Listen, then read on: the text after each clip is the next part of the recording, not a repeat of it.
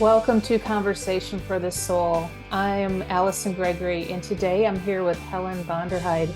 And Helen is a community educator whose teachings invite the expression and embodiment of interconnectedness, relationality, and reciprocity through the lens of the Akashic Records, Decoloniality and Empirical Evidence.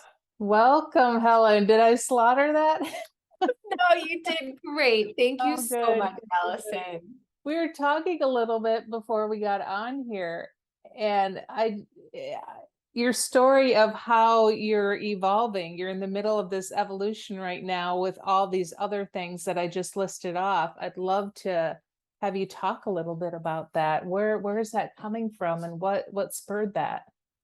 Oh, um, I think the root of it is, growing up in Chicago, I loved to bring the neighborhood kids together and like put on plays, basically be a storyteller. And I went on to pursue a film degree in producing, and was a storyteller in the entertainment industry. But I always felt like something was missing. Like there was like a substance that I wanted to feel and experience in the stories that I was telling. And it wasn't always there. And because of that disconnect, I was introduced to the Akashic Records, and I was like, wow, this is the substance that I have been missing, in terms of storytelling. And when you work in the Akashic Records, you're telling your story from the perspective of your soul. So it was like a deeper level of storytelling. So I think what I started to realize over the years is that what makes a story is all of the different people, land, environment, conditions. And it's not just about one person or one thing, it's about everything. And so that's kind of what brought me to this point. And most recently, in terms of my the evolution of my career, I was, an Akashic Records teacher, and I still am, but it has evolved so much because of a decoloniality program that I have been in called Living Systems. And in that program, it was unearthing something inside of me so deep that I realized I can't continue to teach the Akashic Records through a colonial lens, that I have to bring in this decolonial lens, which is so expansive, and it really invites like imagination and creativity that is beyond sometimes like what's available to us or what we've been taught. So it's an interesting point for me right now because I'm really finding myself with all this newness. And I think what's so great is that I don't have all the answers, but the point is that you're not supposed to have the answers. You're just kind of supposed to be with it. And so that's where I'm at. Wow. So can you define decoloniality for Yes. people? Yeah. And So go ahead.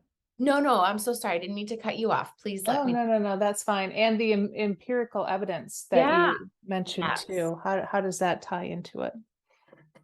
Okay. So starting with decoloniality. Um,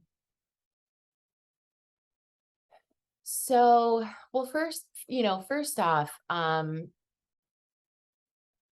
colonization um, is is the extraction of land. It is the extraction of resources. Coloniality is the lasting effects of that extraction. Decoloniality, again, really deals with the lasting effects. So in decoloniality, what we look at are these First and foremost are these like colonial ontological edges. So for example, my niece and I, we were up at my family's lake house, and my niece and I were going to the lake to go swimming in the lake. And as we were approaching the lake, there was a sign. And she said, "What does that say?" And it says, "No trespassing.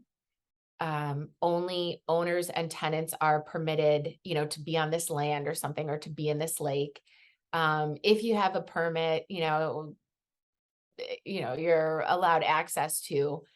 And so, for example, that is a colonial ontological edge where the land belongs to all of us. And here we have this entity that is asserting its superiority to these beings that want to be on this land and experience this land.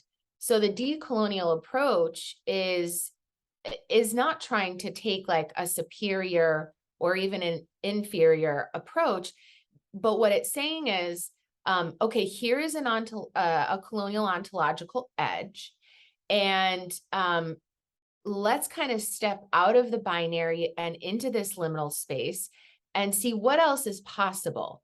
So what I love about decoloniality is that it's not trying to dismantle or extract the roots of how coloniality has impacted us, but instead it's asking us to step into this uncharted space and to really be creative about what is possible in this space.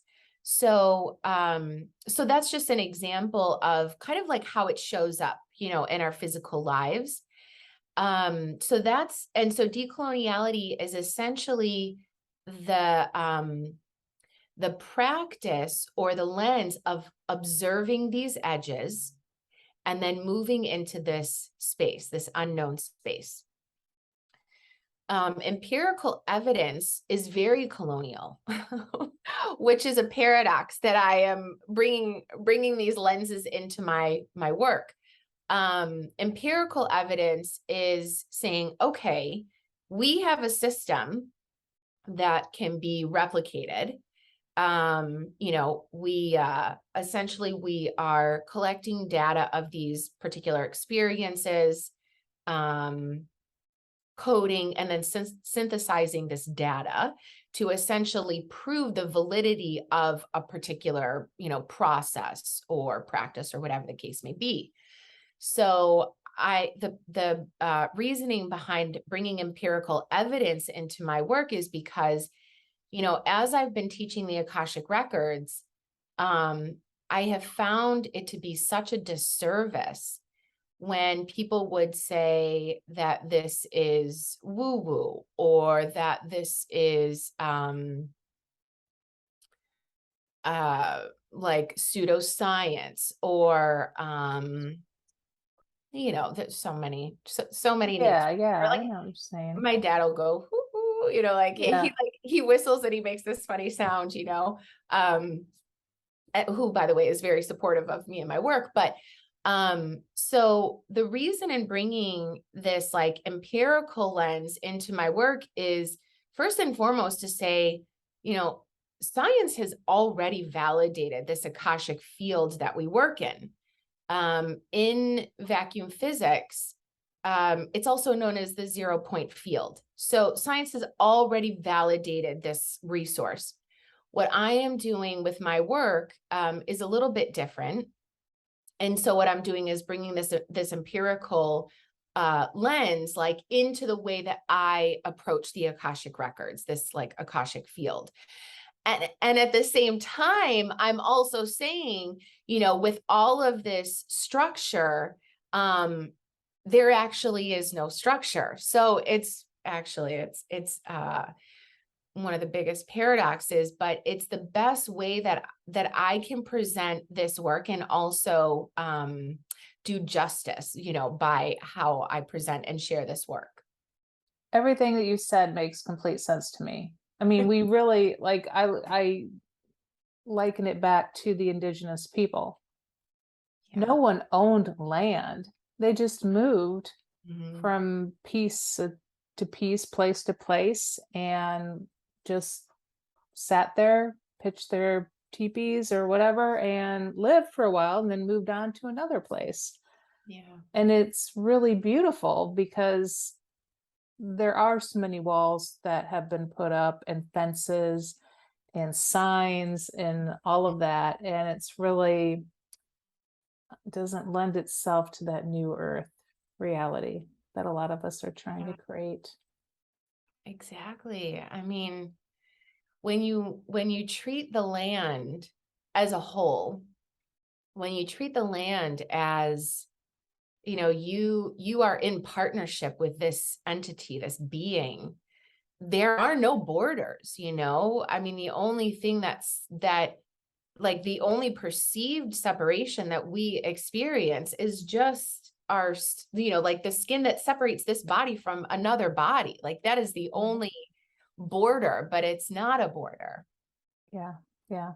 Well, and you think of our, star family, they don't operate in that realm or with that mentality. So, it's something that I could see everybody shifting to at some point. Mhm. So it makes complete sense to me.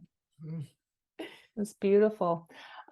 So as far as the Akashic Records, so what got you down that path? Like we were chatting a little bit about, our producing time. I was in television, you were doing film, all that fun stuff.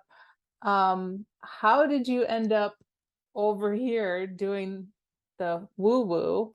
My husband says that to me too, by the way. He's very supportive, but he also says, "You gonna do your woo woo stuff now?" And it's like, oh geez.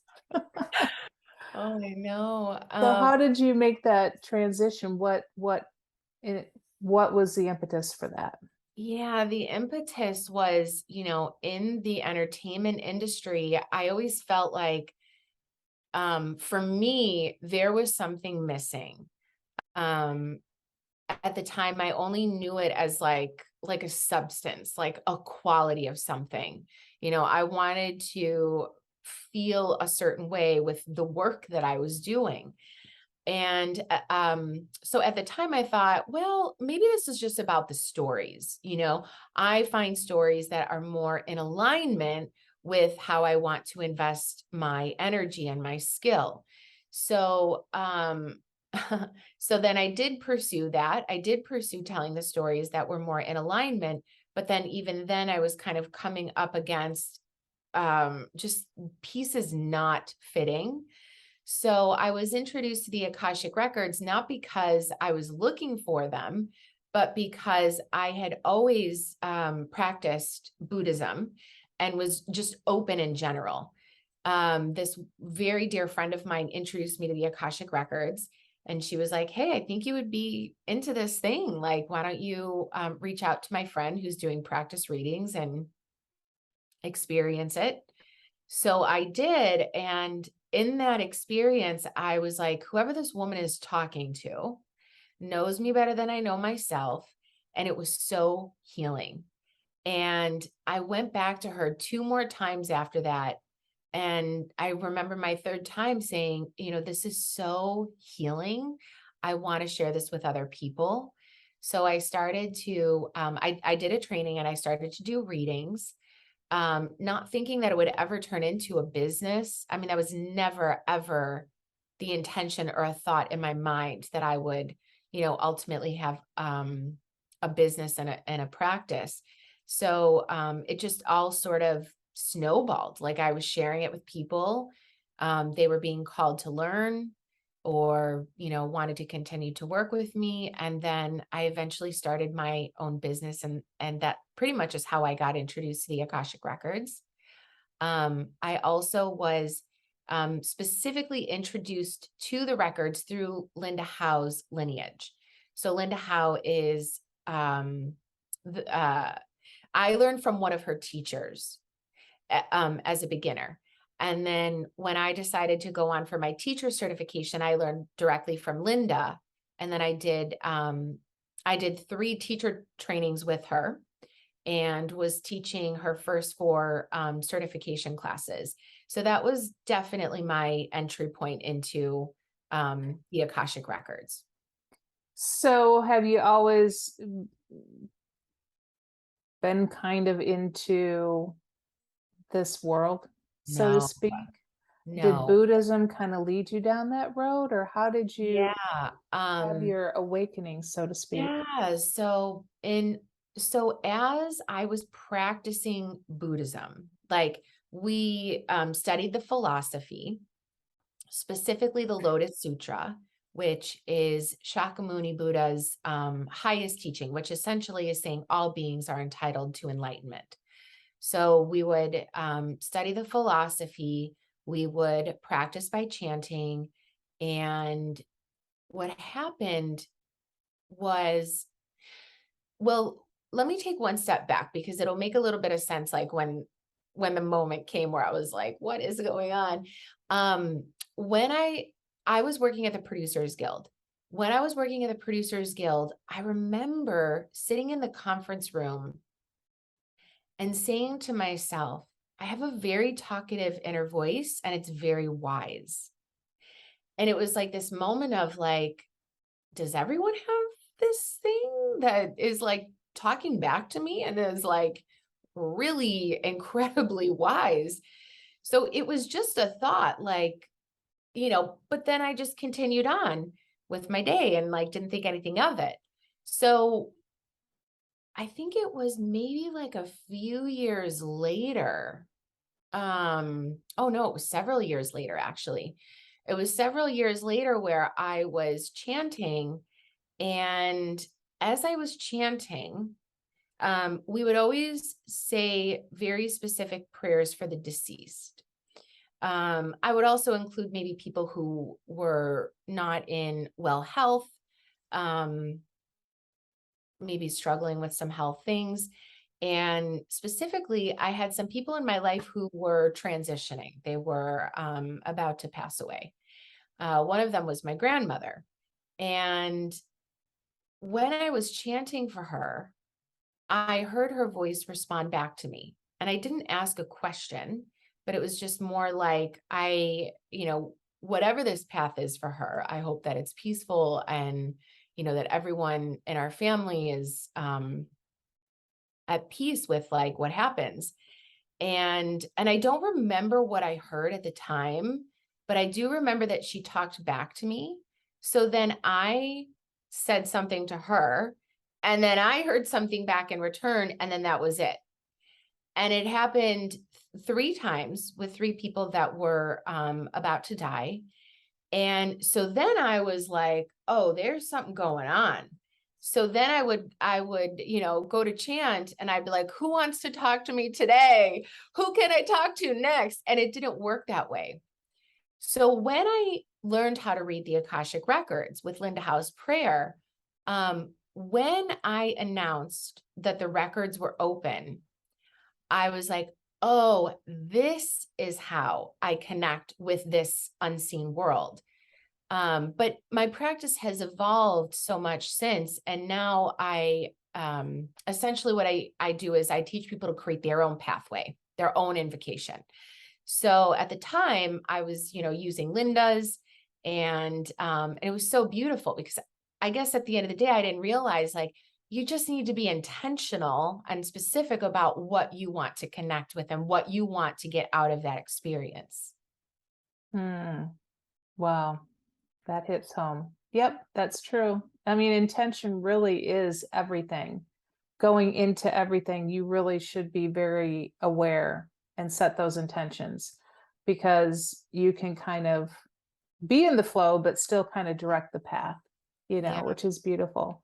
Now, for those like myself that have never done an Akashic Records reading, what is involved and how does it work? Are you connecting with the person's higher self and then going into this library of information? Is that how it works?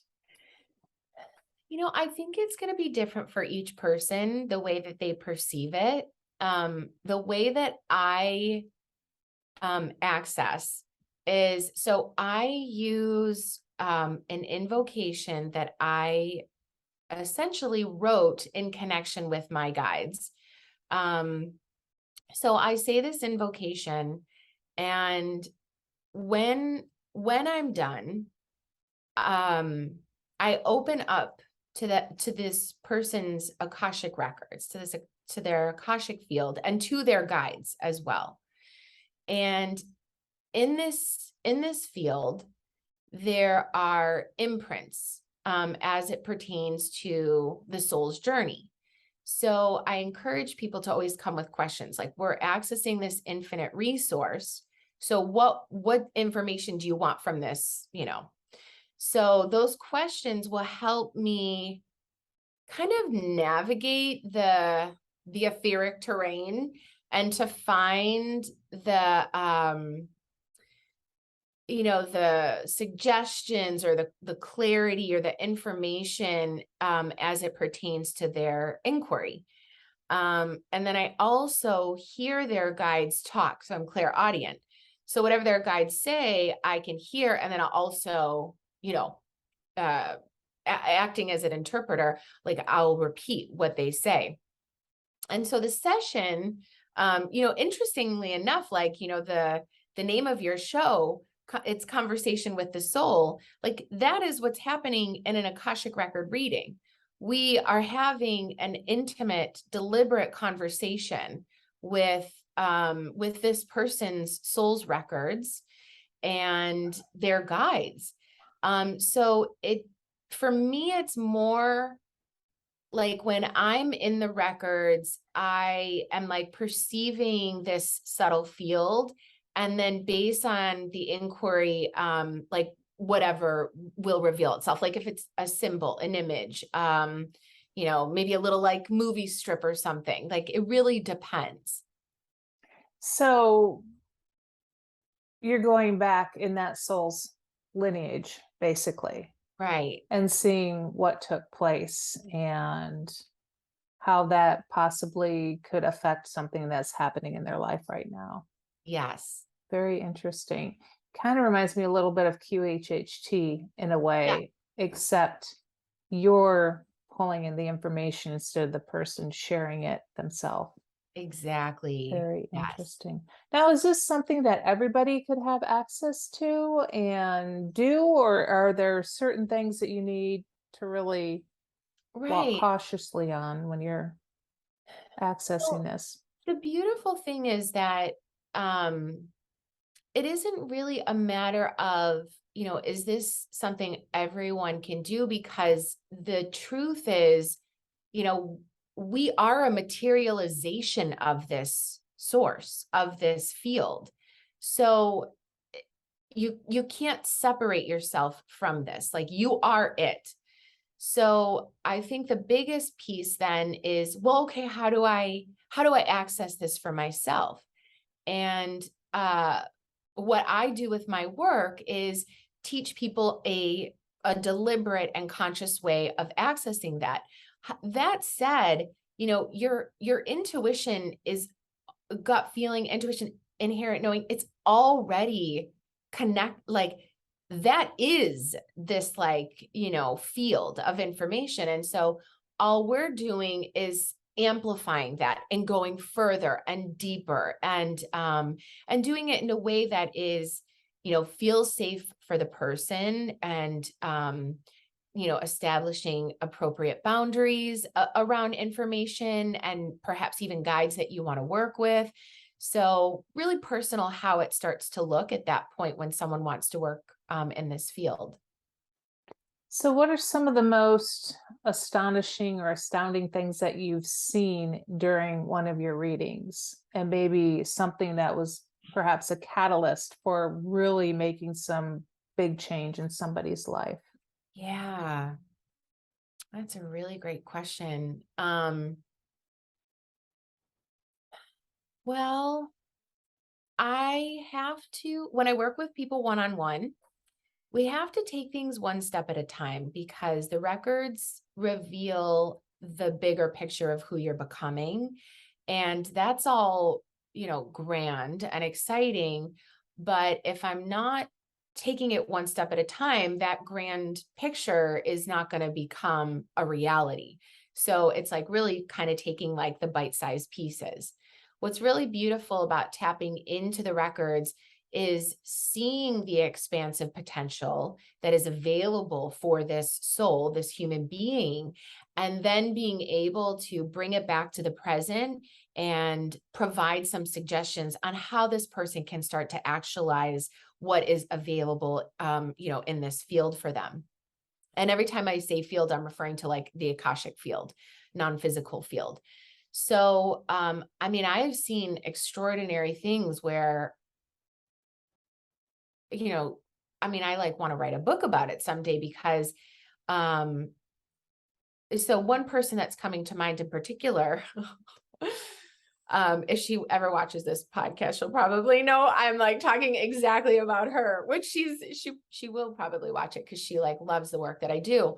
But her and I connected pretty early on in my Akashic record practice. I was like a beginner when her and I connected. And when I tapped into her records, I was like, oh, you're a director. Like I know you're a writer. I know you're a storyteller, but I also see you directing. And she knew she was a screenwriter, but she didn't she didn't tell me. She didn't like she kind of was just like letting me do my thing, like, okay, you tell me, kind of a thing, right? Not testing me, but just like wanting to hear what was coming through for me. So as that information was coming through, like I got to see the next level of it. And then cut to, 2021, she wrote and directed her first feature film, which is like an unbelievable story that is so relevant to our human experience and how we relate to each other. And it like has done so well in the film festival circuit, and she got picked up for distribution, and she's like already working on her next projects. So, that's one example, but I think what's really important is, everybody's journey is so unique to them, and you don't really know until you get into their records, like what is truly available. And then how can I be a support to help facilitate you moving into that as your reality. So yeah, there's a lot of people that I have consistently worked with over the years where I've been able to track their progress and their growth and just see how their lives have expanded. And it doesn't mean that life is like easier or harder. Growth really comes with growing pains. So, but the beautiful thing is that, you can move through it and you can have the support that you need. And that, it's a journey of essentially just evolution and becoming. Mm. To me, there's so much beauty in the awareness and bringing that awareness forward to where you can actually go, oh, it's a potential. That's great. So I'm going to try to verbalize this the best I can. So I always had the impression Akashic Records was like this giant library of things from the past, the soul's past. But you're looking at the soul into the future, and then we can get into that really weird time thing to where the past and the future are all happening simultaneously. So it really doesn't matter because it's all right now. So when you're assisting people, you're going into their future potential, basically. Well, it is still past, present, future potential. Okay. So it is all the, and even what recently one of my students said is like simultaneous lives as well. So it's essentially this convergence of, let's say all timelines, any and all timelines. And based on what the individual needs support with, really depends on what information we will receive from the records. And I think that, speaking of the records, kind of being this library, I know Edgar Casey is one of the first people to popularize the Akashic Records.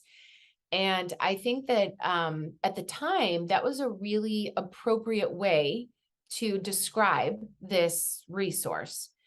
And now, as just, information is evolving, people's experiences of this are evolving.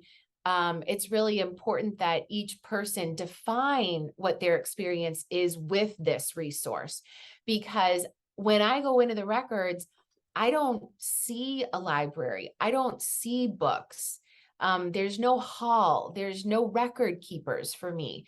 But that's what makes it such a beautiful experience, because that is true for someone else. And I think that everyone's experience of it is valid, and that we can't discredit, because it's different for this person doesn't mean that that's not just because that's not my experience doesn't mean that it's not true. Right, right. So let's talk a little bit about those simultaneous lives. Yeah. How the heck I dive into that every once in a while, and then I have to step out and go, it's hurting my brain. I can't even think about it. But Yeah. how are these other lives that we are living right now while you and I are talking affecting us? And how do they thread together? Right. So this definitely feels like it is in the realm of quantum mechanics, quantum physics, quantum field, and that there are infinite expressions and possibilities, right? For me personally, admittedly, I can't go there, Alleson. That will unground the heck out of me, and I can't be that person in this Yeah. lifetime. I need to reel it in, and it needs to be right here, right with me.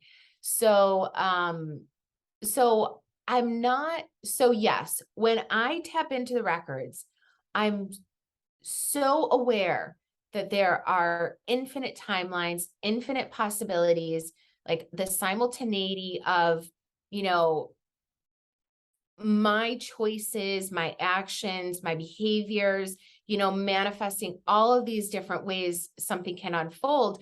But what I think is really important is you know, taking that into consideration and also saying to myself, but I am right here, right now. And what is the most appropriate choice for me at this time? So I don't actually have, I can't, just like you, it's like my brain hurts, just even, you know, I was going to say cracking the code around it. It's like, I just can't even go there. Yeah.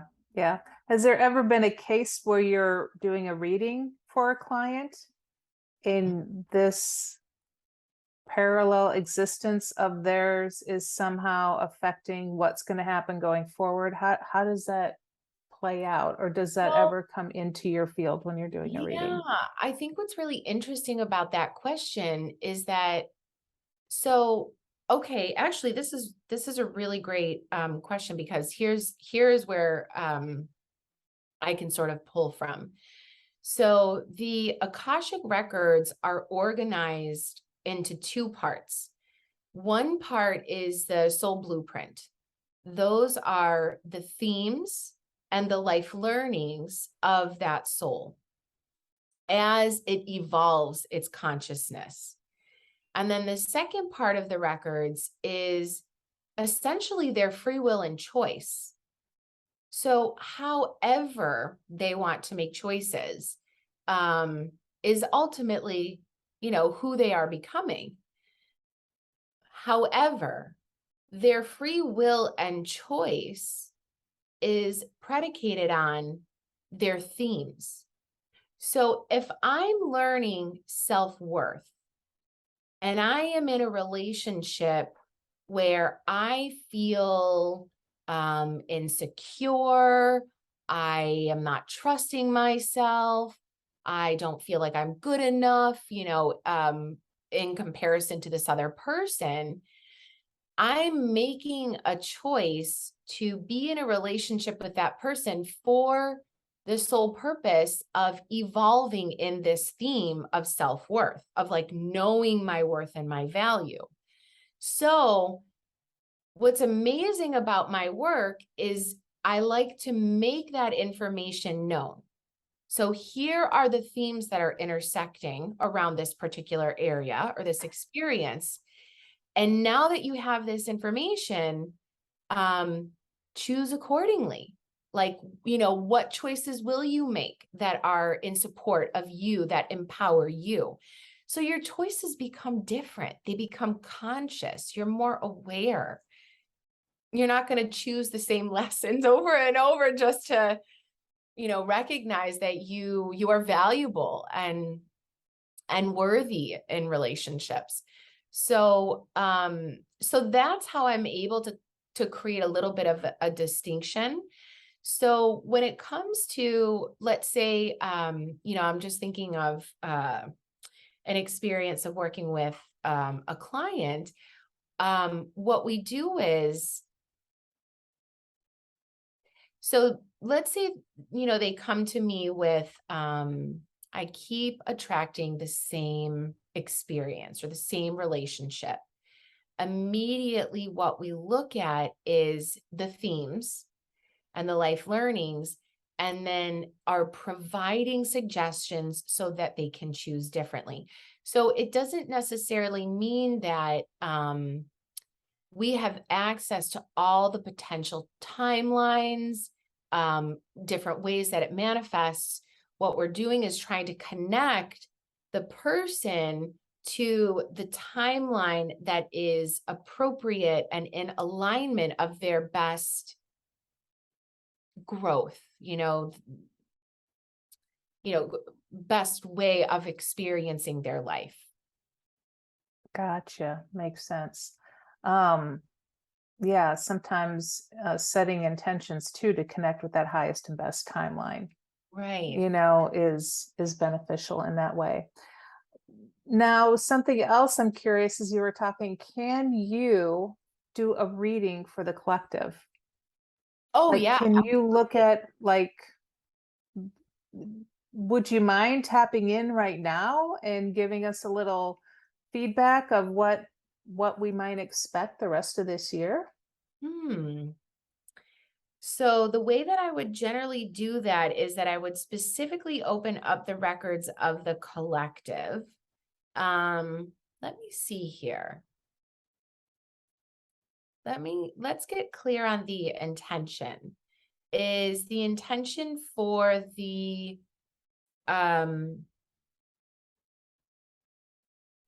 around the intention for the collective, is it sort of like an overview of where we're headed or what we can do? I'm curious about where we're headed, but what I'm most curious about is something I've been hearing about for years, this whole split where we go, some are left in the 3D, however that looks, wherever they go, and some keep moving on to higher potentials in the 5D. Okay. And Yeah. maybe that's not even a thing, Oh, because I love that. So you sound like you're a Dolores Cannon fan. yes, I am. I love Dolores Cannon. Oh my God. I have been immersed in convoluted universe. So yeah, Oh man, she is something else. she Okay. is. So yeah. Okay, so here's what's interesting. And here's where I'm able to bring in this decolonial lens, because coloniality is all about a binary. It's all about a split, 3D, 5D, you're over there, we're over here, Yeah. left behind, coming with, or whatever. But when I work in the Akashic Records, there's no such thing as that. Like when right now I'm reading the disordered cosmos. And the physicist is essentially saying, this universe is more queer than we like to think it is, Yeah. as well as unpredictable. Like there's no way to predict. It's always changing. And so, when I think about, because I am familiar with, what Dolores Cannon has been able to transmit. I especially loved her book, The Three Waves of Volunteers in the New Earth. But the sense that I get when I tap into that, and especially bringing in this other lens, is more around how can we be a support or an influence to those that may not necessarily have access to, so that we can do this together. I mean, that is what the living systems of this planet has been teaching us, without speaking that for, since the birth of this planet. It's that it is through interconnection we thrive. And if we leave behind, then that actually might be us like repeating pattern after pattern, which is so, okay. So I am happily, encouraged to like tap in and see if like there is a message around this like big shift that we're experiencing energetically. So just give me a moment to kind of like be with this, and then I'm going to see what comes up.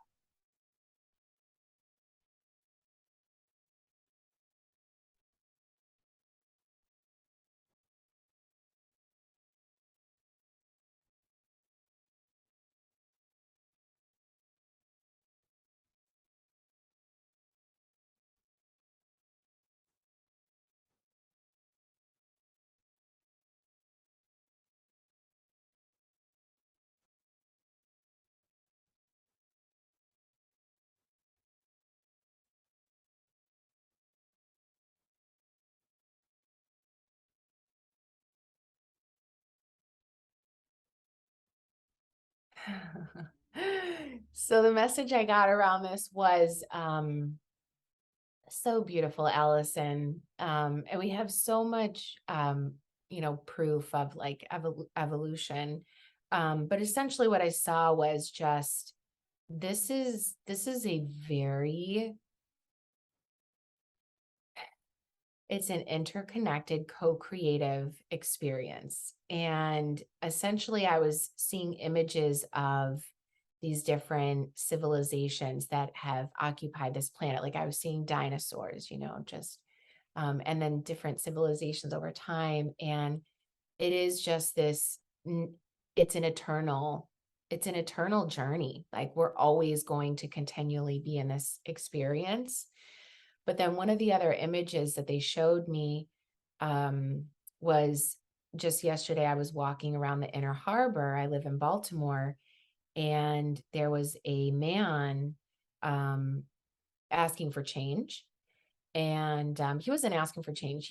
He had a cup full of change, and he was like rattling it. And I was at the grocery store, and I got peanut butter cups, but it was like, if you buy two, here's the sale price or whatever. And so I had these like 4 peanut butter cups in my fanny pack. And so I was walking home, and he just was sitting there with his head down, and he was like asking for change. And I just like walked up to him, and I dropped, like 1 package of the peanut butter cups in his cup. And he like smiled so big. And so essentially the message that I'm getting is like, let's be kind to each other. And let's be kind to each other, because this is what it is here on this planet. And through being kind, we create a ripple of kindness, hopefully, right? We don't know. But hopefully it creates that ripple, and that through that ripple, we can equally experience whatever that enlightenment is to us or means to us. That's beautiful. I mean, we should all be living an example of kindness, of love, of joy, of all of that every day.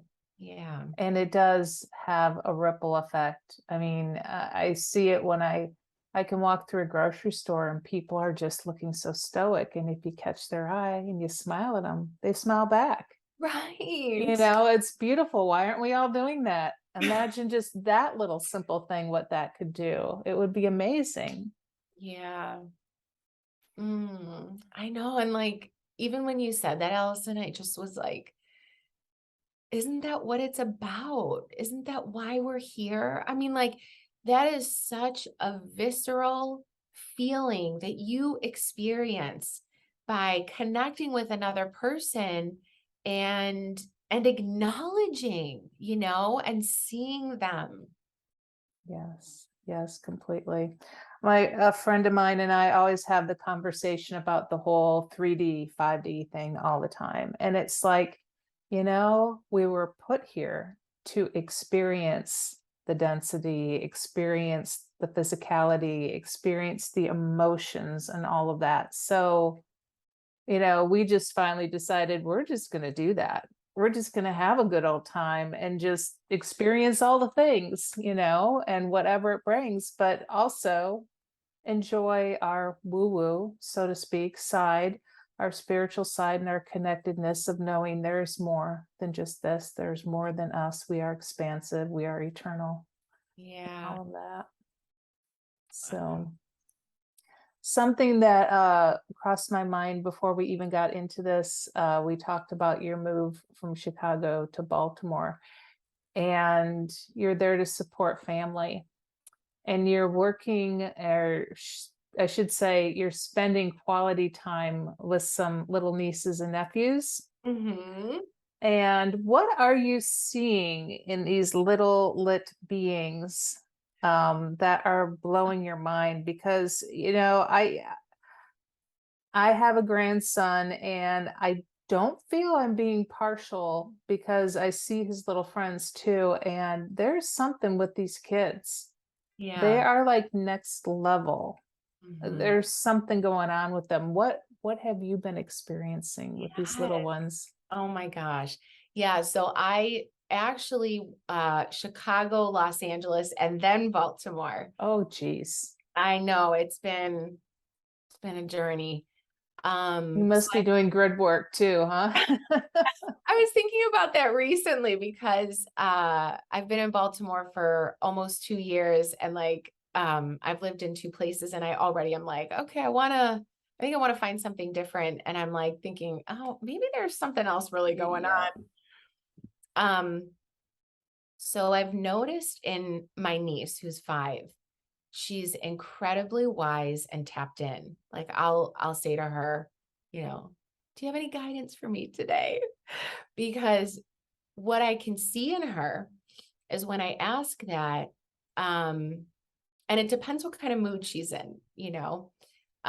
If she's in the mood, what happens is I can see her connect, like almost latch into Mm. something, and then she'll share something that is just incredibly profound to me, where I'm like, oh my God, this girl. Um, so recently, oh, I love her so much. Um, my nephews are a little bit older. So here's the other thing is that I notice as they get older, they start to, it's not that they disconnect from whatever that is, but that they're more fully engaging with life in like a tactile way. And so their connection to whatever that is just kind of, fades or takes a Yeah. back seat. But with my niece, she's still very close to it. But uh, I honestly, that's like a whole other book in itself. But basically what I've been able to kind of sum up about like what she's connected to is this, it's like this universality where she's really seeing things as connected and um like them. I'm going to give you an example actually. I I was in this relationship and romantic relationship, and we broke up, and he started seeing another person. I had a really difficult time. I don't know, just like a difficult time with it. And at the same time, we still loved each other. And like he was like in this new relationship, still telling me that he loved me and I still loved him, but we just knew we couldn't, you know, come together, or that maybe it's just not the right timing for us to come together. We were previously together for 2 years. And I was like, oh, Lillian, I'm having such a hard time with this. And this is the first time like I noticed she was tapped in. And I was like, I'm having such a hard time. Like, do I let go? Do I hold on? And she said, let go, give him to your friend. And this, I don't know this other person, but what I was able, so it takes a little bit of interpretation. What I was able to interpret was like, there's no reason to hold on to this. Like, let him experience like his life and like, have these relationship experiences. And oh my God. And so, I mean, there's so much more like, oh, I love her. There's this other one that I'll share. So then I had started a new relationship with someone, and it was very challenging for us to be together because he is a physician and he works in the ICU. So he like works 100 hours Yeah. a week, and his availability was just unavailable. Um, and so but what happened was there was like a little scuffle between us. And my heart was really hurt. And it's like, oh, Lillian, I don't know what to do about this heart hurt. And she said, go to his house, like in her cute little voice, go to his house and tell him he broke your heart. And I was like, oh, I love you. But what I was able to interpret from that was not about going to him or telling him that he did this, but that I get to look at like what is wanting to emerge like in this opening that my heart has like created, through this relationship. So there's like this beautiful wisdom that is just like coming through these beings, and maybe it's really clear as day what it is they're saying, or maybe it takes a little bit of interpreting, but like they're so connected. In fact, I know that, one of my other nephews, like people would say, I think they call them rainbow children. Yeah. So yeah, we got that around to like one of my nephews, which like totally makes sense about him. And so I just think that like they're very evolved conscious beings, and they're bringing this consciousness to us. So I'm like, we have so much to learn from them. Yeah. It feels like those younger ones are the ones that are really going to create the massive shift Yeah, that I hope to witness in my lifetime. It's definitely. exciting. Same. I feel the same way. Now Yeah. you mentioned these relationships. How, because I'm fortunate to be with a man, married to a man who has kind of shifted and evolved with me. Mm. And as my conscious awareness has grown, his has too. Oh, But we both still love our 3D world. How does it work with dating now? When you're walking the conscious path, how do you find someone yeah. that can join you in that? It seems to be a real struggle for a lot of my single friends. Well, so that is such a beautiful question, because that has been another level of my identity awakening, where when I graduated high school, all my friends wanted to get married and have kids and have a family. But somewhere deep inside of me, I always felt like that's not my path.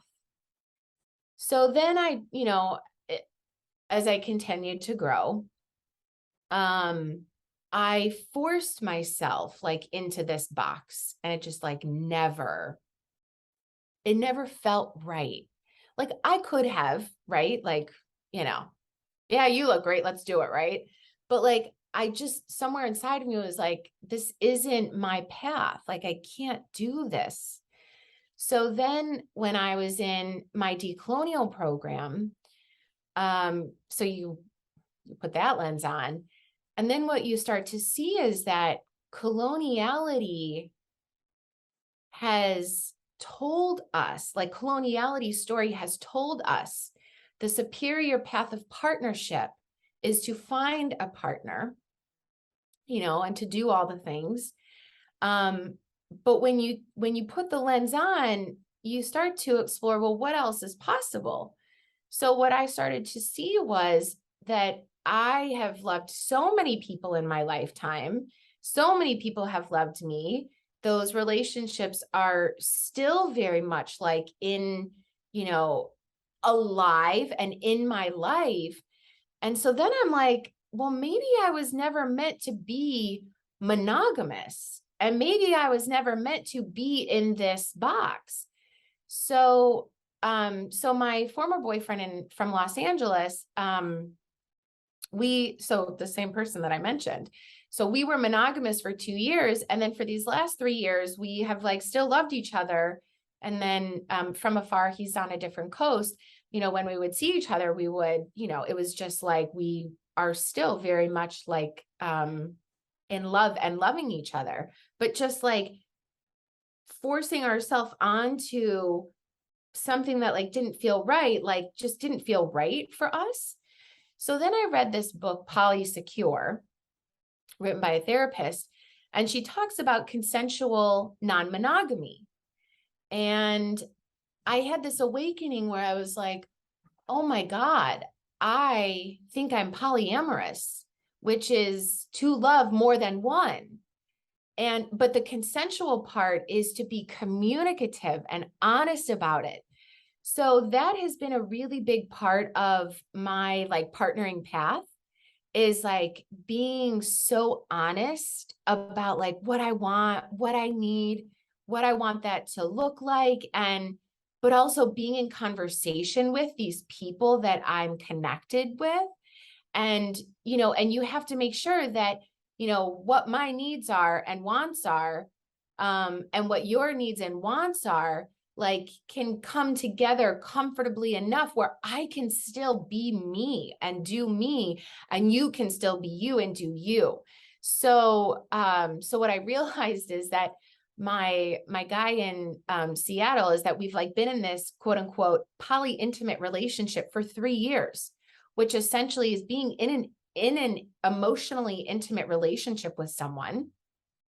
So I said to him, wow, we have to acknowledge this. Like we've thought we were monogamous people, and maybe somewhere in there we still are, but we have been in this relationship, and then we've also been in other relationships. And so let's be honest about this thing. Like, let's not pretend that it's not there.